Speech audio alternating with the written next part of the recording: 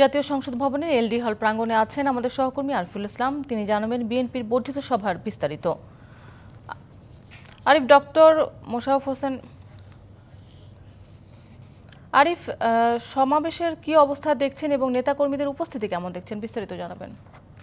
শান্তা, মূলত যে প্রশ্নটি করেছেন সেটার উত্তর দিয়ে শুরু করতে চাই। সেটা হচ্ছে জামায়াতের বিষয়টা যদি বলি, সেক্ষেত্রে কিন্তু উৎসব মুখর পরিবেশ বা একটি তৃণমূল পর্যায়ের নেতাকর্মীদের যে মিলন মেলা, সেটা কিন্তু পরিণত হয়েছে এই সংসদ ভবনের এলিট হল প্রাঙ্গণটি।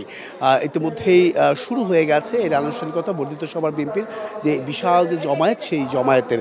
আর সেক্ষেত্রে ইতিমধ্যে আমরা জানতে পেরেছি যে বিএনপির ভারপ্রাপ্ত চেয়ারম্যান তারেক রহমান ভার্চুয়ালি তিনি কিন্তু যুক্ত হয়েছেন, এবং কি আমরা এটাও জানতে পেরেছি বেগম খালেদা জিয়াও যুক্ত হবেন, বক্তব্য রাখবেন পরবর্তীতে।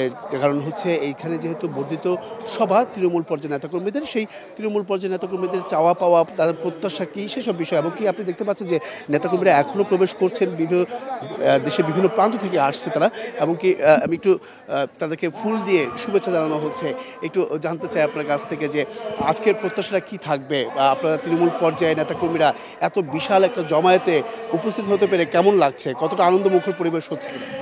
মানে দীর্ঘদিন পরে, এই স্বৈরাচার পতনের পরে আমাদের বিএনপির বর্ধিত সভা, কেন্দ্রীয় বিএনপির এখানে একটা উৎসাহ দেখতে পাচ্ছেন আপনারা, একটা উৎসাহ উদ্দীপনার মাধ্যমে সব আমাদের বিভিন্ন জেলা থেকে আমরা এসেছি। আমি ঠাকুরগাঁ থেকে এসেছি, ঠাকুরগাঁ পৌর বিএনপির সভাপতি আমরা মনে করি যে ফ্যাসিবাদ সরকার যে বিদায় হয়েছে, আমাদের আজকে এই বর্ধিত সভায় আমাদের মাননীয় চেয়ারম্যান সাহেব, ভারপ্রাপ্ত চেয়ারম্যান সাহেব যে সিদ্ধান্ত দিবেন আগামী দিন নির্বাচনের জন্য, আমরা সেই প্রস্তুতিতে আগে যাবো ইনশাল্লাহ। ধন্যবাদ। শুনছিলেন শান্তা, প্রত্যেকটা নেতাকর্মীরা তারা আসছেন, এবং কি তাদের একটি কথা যে আগামী নির্বাচন দ্রুত সময়ের মধ্যে হতে হবে, এবং কি সেই নির্বাচন কেন্দ্রিক যে ধরনের ঐক্যবদ্ধ থাকার কথা পর্যায় তৃণমূল পর্যায়ে, সেই সুসংগঠিত করার লক্ষ্যেই তারা কিন্তু আগামীতে বিএনপিকে এগিয়ে নিয়ে যাবেন এবং কি বিএনপিকে আরও শক্তিশালী করবেন, সেই বিষয়টাও কিন্তু তারা নিশ্চিত করেছেন। এখানে অনেকেই তারা কিন্তু ফুল দিয়ে শুভেচ্ছা জানিয়েছে যারা আসছে না।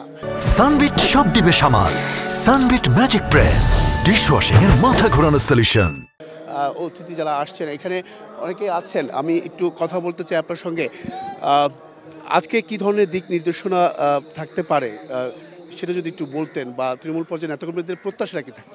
আপনাকে ধন্যবাদ যে আজকের প্রত্যাশা আমাদের মাননীয় ভারপ্রাপ্ত চেয়ারম্যান তৃণমূলের নেতাকর্মীদেরকে ডেকেছেন বর্ধিত সভা। দীর্ঘদিন পর বর্ধিত সভাটি ঘিরে নেতাকর্মীদের মধ্যে যথেষ্ট উৎসাহ উদ্দীপনা রয়েছে। আসলে এখন বাংলাদেশের মানুষের মনে একটাই, নির্বাচন নির্বাচন নির্বাচন।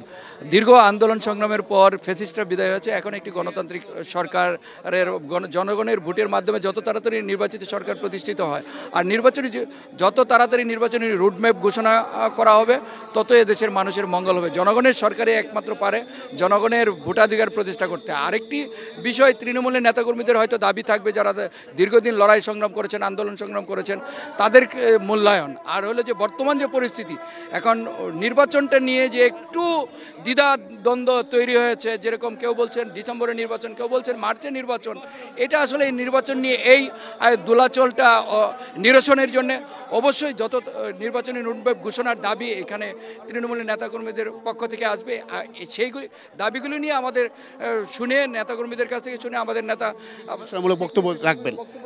অবশ্যই আমরা তৃণমূলে ফিরে যাবো। অবশ্যই।